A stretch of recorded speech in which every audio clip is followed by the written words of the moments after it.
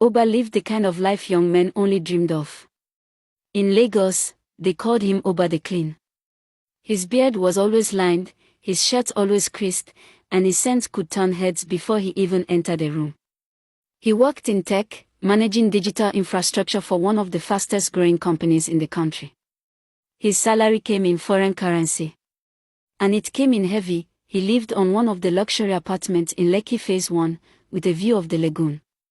His fridge never ran out of wine, and his garage had both a black G-Wagon and a white Lexus coupe, each shining like moonlight.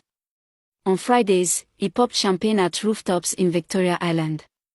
On Saturdays, he flew out to Abuja just for lunch with friends. And on Sundays, he was back in Lagos, posting soft life pictures with captions like "Peace over pressure." He was full of pride.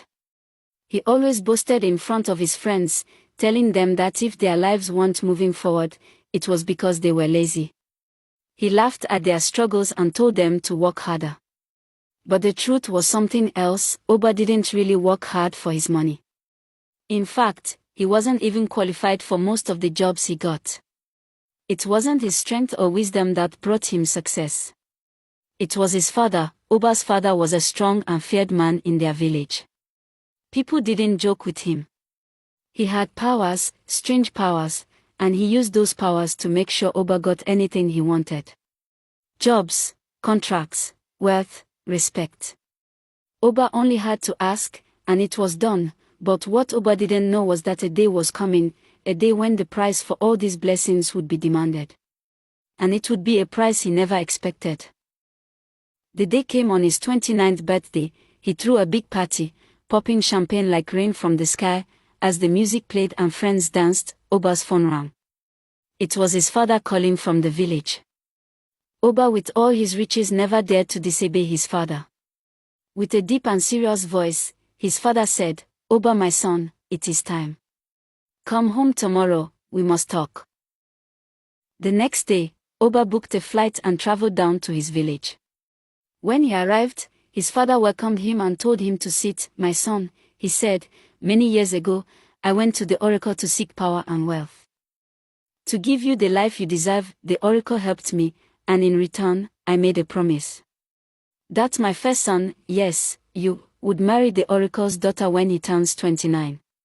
That time is now." Oba looked at his father in surprise.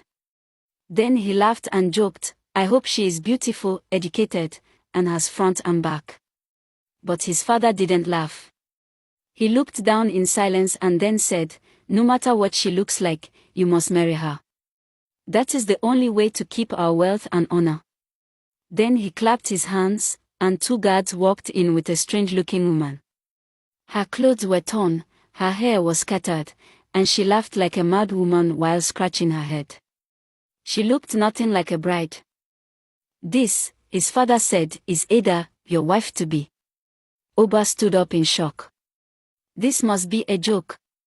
He shouted and stormed out of the house, his heart full of anger and shame. He got into his car and drove off, but not long after, the car broke down in the middle of the road. As he tried to call for help, his phone rang. It was his business partner from the city. "Oba," the man said coldly, "the company has cancelled your contract."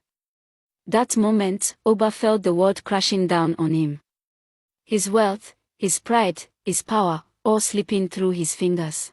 Oba had no choice. He wasn't ready to lose it all, so he married her. Brought her into the city, and that's when the whisper started. Oba the big boy married a mad woman. People laughed.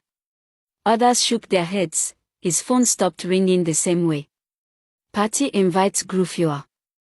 Even the women who used to beg for his attention crossed the road when they saw Ada, but the whispers were nothing compared to what was waiting behind his front door. At home, Oba lived in hell. Ada refused to bathe. If anyone tried to force her, she would scream and fight like a wild animal.